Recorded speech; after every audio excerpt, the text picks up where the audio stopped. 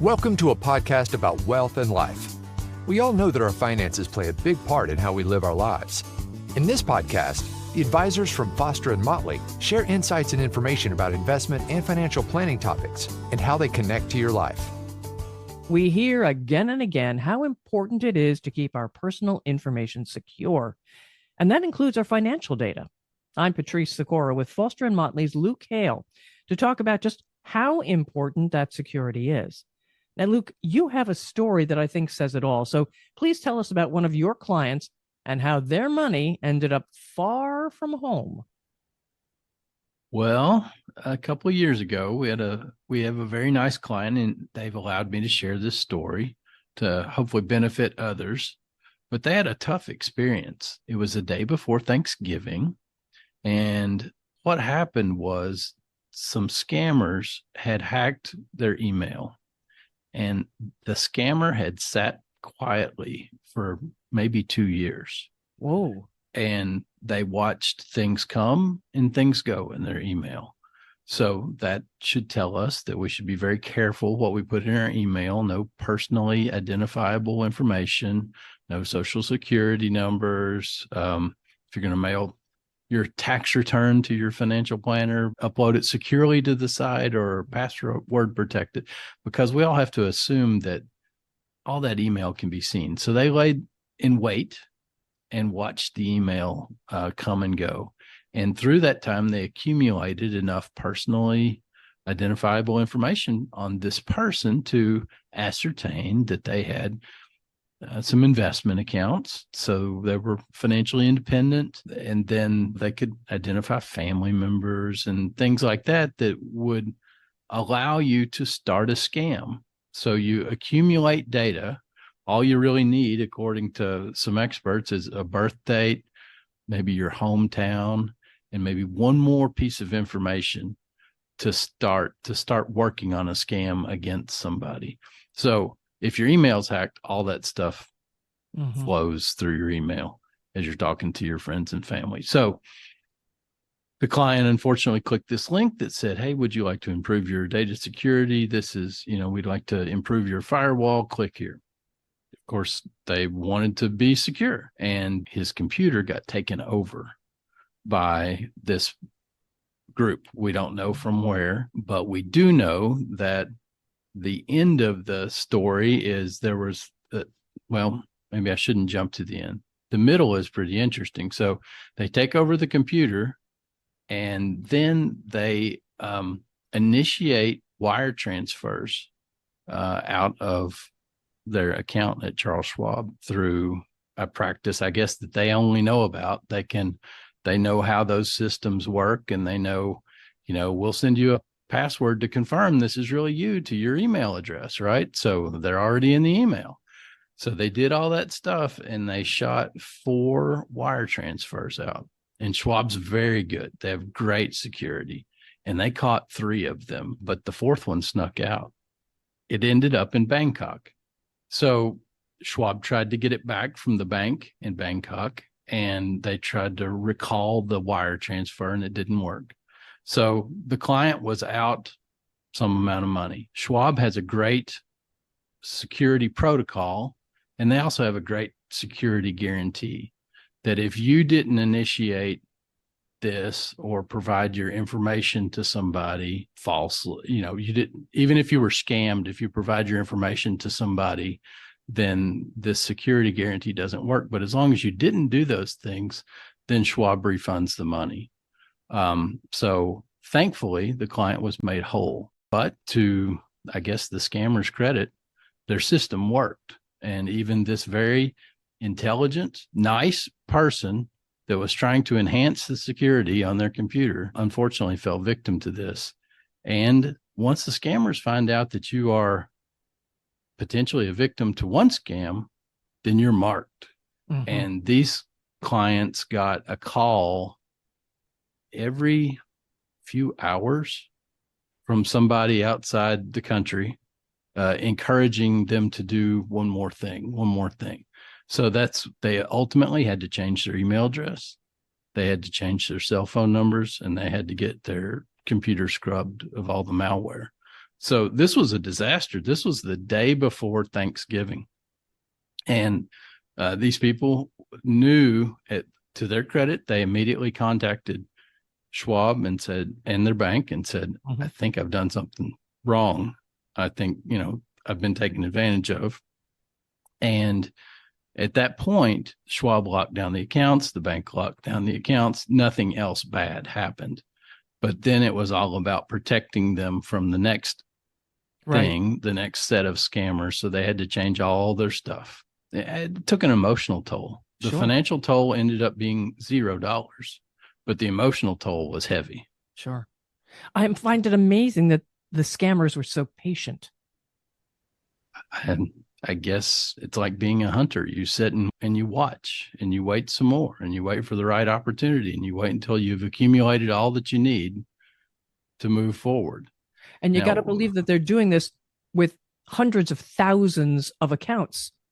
So and they were so smart to move the day before Thanksgiving, because if we think about the American financial system, everybody's kind of takes that day off and everybody's got their guard down and everybody's looking forward to being at home with their family, or they're traveling, or they're thinking about getting on an airplane, or, anything but probably, the office, and really paying attention to what's going on. That's not to say that Schwab and the bank and everybody wasn't paying attention. They were. They've got systems that pay attention all the time. But because of the day that they picked to do this, the chances of them getting away with it were higher because the response time would have been slower. People would have been out of the office. Right. I am also amazed that they were actually made whole financially. I'm surprised at that. Pleasantly surprised. I think your better companies, like we use Schwab as our custodian, not because they compensate us in any way, but we just feel like they're a really good partner. They have excellent security. I think they talk to the FBI every week about things that are going on there because they are so big. They're some of the first people to see it. So very well informed and a good partner to have. And their security guarantee should give you confidence that, as long as you live up to your end of the bargain, you can't give your login and password and things like that out to people, and then their security guarantee doesn't work. But in a case like this, where it was really out of the client's control and they essentially are phished through a phishing email, then in this case that Schwab came through on the guarantee. You also had the opportunity to hear from another person who's got a reputation as being quite the con man. I did. So at a Schwab conference, so I attend various conferences every year. Some of them are Schwab, or some of them are sponsored by other groups. But Schwab put on a great conference out in Colorado this year, and they had Frank Abagnale as one of their speakers. And he's of fame. You may recognize the name because the Catch Me If You Can movie with Leonardo DiCaprio portrayed some elements of truth of Frank's life. I think it was Hollywoodized to some extent. And there may be some question about the truth of Frank's life in some corners. But anyway, Frank is now he works with the FBI, not for the FBI, but he has worked with them, and he comes to speak to their people about fraud and how to avoid it and how to catch people, because he was one of the bad guys. Who could know better how to catch a bad guy than a bad guy? So Frank told us some pretty interesting things. And I think probably if we start at the base level, if we think about our financial information, we think about paper. There are still a lot of things on paper.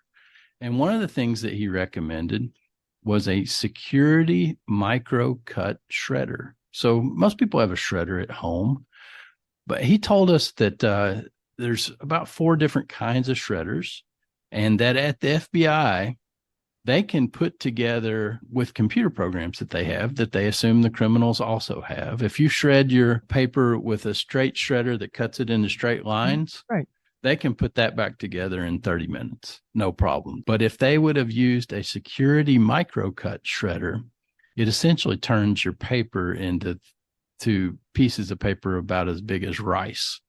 And he said that the FBI doesn't really have a way to put that back together again. So if we start at a very base level, shred your stuff and use the right shredder. It doesn't cost any more than the other shredders. It just has to be the right type. He said, always use a credit card. Don't use a debit card. Right. So credit cards for instance, when Target got hacked a few years ago, anybody that bought things on a credit card were protected more than a debit card. Debit card gives a scammer direct access to your bank account. You'll probably be reimbursed for your losses, and credit cards are so much faster and they're very secure. And as we all know, anybody that's received a call that says, "Hey, Mr. Hale, did you buy a TV in Texas a few minutes ago?" And I say, "No, I didn't." And they say, "Well, somebody did on your credit card. We're going to cancel this and we'll send you a new credit card and you'll have it in 2 days." They have some pretty serious security there that can benefit us all. So use a credit card, not a debit card. A lot of kids today are starting off with debit cards. He suggested having a credit card for your kid, maybe when they go off to college, but you would guarantee their credit card. So it'd be an association with your credit card. So that helps them build their credit for when they need to buy their first car or take out a loan for a house, unlike a debit card, which has no effect on your credit. And it also is very safe. So credit card, not a debit card. Another thing related to, I've got college kids, so I've learned how to do Venmo through them. He says hook Venmo up to a credit card. Don't put Venmo against your bank account. Mm-hmm. So it creates a hurdle of another backstop and using the great security that the credit card companies bring to the table. So that's a protection for you. So we've talked about shredding our documents better and the benefits of using a credit card instead of a debit card. But what else should we be doing to protect our personal information from being accessed? So the biggest rock that you can put in place is a credit freeze. So a credit freeze essentially stops people from opening loans in your name. This is the best thing that you can do. So you should just Google how to freeze your credit. You'll have to go to Equifax, Experian, and TransUnion individually and go through their process, but it's easy and now it's free. So first, freeze your credit. But Frank said he also uses an identity subscription, identity guard subscription to protect his identity on top of the credit freeze. So I've heard from different people. We had an FBI agent a few years ago that said, if you freeze your credit, you don't need to do the identity protection stuff. But Frank said for $12 a month, you can enroll in one of these services like LifeLock or Identity Guard and have that extra level of protection and really know what's going on with your credit on a day-to-day situation, and also your identity to see if people are trying to open things in your name, see if your identity has been for sale on the dark web, which is somewhere that I don't know anything about. That sounds very scary. But with these services, they can identify the bad guys that are trying to get after you. This is all wonderful, but every time I go online, I have to deal with passwords. Passwords here, passwords there. I'm getting tired of passwords. I understand their need, but I refuse to say, save this password. I'm not going to do that. What about keeping track of your passwords and making them a challenge for anybody who's trying to crack them? It's a great question. The bad news is passwords are a pain in the neck, and we all have to deal with them right now. And the best way to deal with a bad situation is through a password manager. But it's a way to store your passwords in a place that is encrypted with one master password over top of it. So we use a password manager at work, and it makes our life a lot easier and more secure in the workplace. I have to remember one master password, and then it has essentially that opens the vault and allows me to have all the other passwords for all the sites that we use day in and day out through the financial planning and investment management process. So I would encourage people to do that, but there's even better news that Frank said was on the way. He said passwords are a technology that was developed in about 1964, the way they're currently being used. And now there's something called pass keys. And when pass keys get fully adopted, they will make all of our lives a lot easier and more secure. And I'm not a technical person, but as I understand it, a pass key identifies you as a user much more securely than a password. It could be something that you plug into your computer and use a thumbprint reader, or it could be something on your phone that has a biometric interface with your Amazon account, but it's just going to get a lot easier. We have to be a little patient. We have to do what's right now for passwords to try to organize them and keep them safe, but then know that hopefully in a couple of years, the pass key thing is going to make all of our lives a lot easier. You were telling me before we started recording about the complexity of passwords, how many letters, how many numbers. That I thought that was really interesting. Can you go through that again? Sure. So as I was getting ready for this podcast, I looked up, the right length of password that you should use. And one thing to remember is length equals strength. So that's something that we can all remember. Length equals strength. And there was a matrix that I saw that was developed by the computer people that had a matrix of how many characters in the password going down the left-hand side. And then across the top was if you just use letters, or you just use numbers, or you used a combination of letters and numbers, or if you used a combination of letters, numbers, characters, and a capital letter, which is what they all suggest that we do. And what I found was 8 characters really probably should be the minimum that you use. And it should be a combination of letters, numbers, have at least one uppercase, and then one special symbol. Now, with 8 characters, it is supposed to hold off what's called a brute force attack, which is essentially kind of it's a computer attack on your password that goes through and makes educated guesses, but they make hundreds and thousands of guesses every second. So if you used 1, 2, they might guess the other 2 numbers would be 3, 4. That's going to be pretty easy. Don't do that. But what I determined was if you have a 8-character symbol or 8-character password that uses symbols, numbers, and it's going to take a brute force attack maybe 8 hours to break your password. But if you increase that to 12 characters, with also numbers and symbols and uppercase and all that stuff, it could take 34,000 years at current computing speed. Yeah, for 4 more pieces of information in our password. So I don't know about you, but we at work, we always, because our security people are great, we're always changing our passwords, and we're, and I always have to come up with something. So I wrote this down. So this is I think it's a 13 character password. My dog Ruby 859 !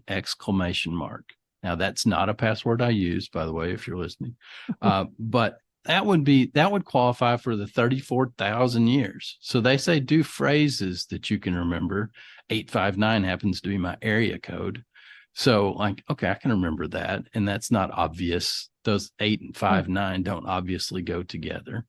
So do a phrase, do your kid, do your dog, do your last 3 dogs. I don't know, whatever you do, but maybe do a phrase you can remember versus some intricate thing that's going to be really hard to remember. And then one other point before we wrap this up, email addresses. Look at the email address, look at the URL, look at the links. Yep. Are they right, or do they look a little off? So you may or may not know this. If you don't know this, this will be great information. So hover over the email with your cursor, and it will come up, even if it says it's from Microsoft.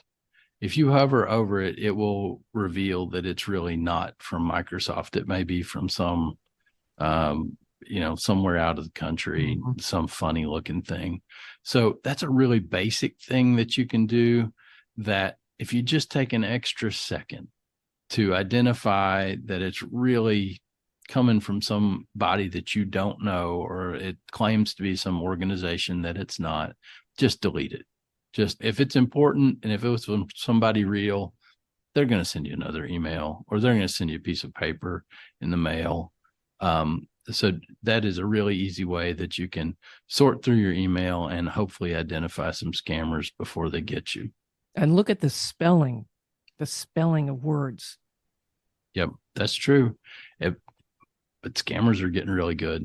Yeah. They're, some of the stuff that I used to depend on, like spelling and bad grammar, don't hold up anymore. I think that they are so good they can get any of us. It's just a matter of trying to put layers of protection, a good password, check your email, be aware of things. Don't click on links. The IRS will never call you, things like that we hear out in the world, but we just have to have our guard up. And if anything looks a little bit strange, pick up the phone and call somebody. And sometimes you're just moving too quickly. Yeah. As you said, pause, look at the email address, look at where it came from.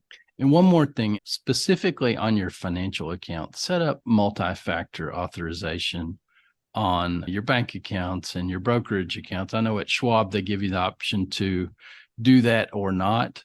Take the option to do that. It will send a code to your phone, and then you'll have to press a button to say it's okay or something like that. It's really no big deal once you get it set up, but it provides a huge protection for you that without it, you're just a little bit more vulnerable.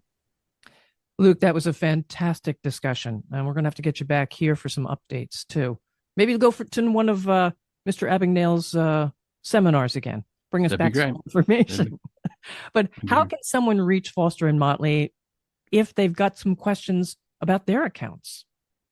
We have some great information on our website. Go to fosterandmotley.com and check it out. We've got some good information on how to freeze your credit and other helpful hints in this area, as well as just the areas of money management and investment markets and all those kinds of things. So give fosterandmotley.com a look, and then give us a call. We're here.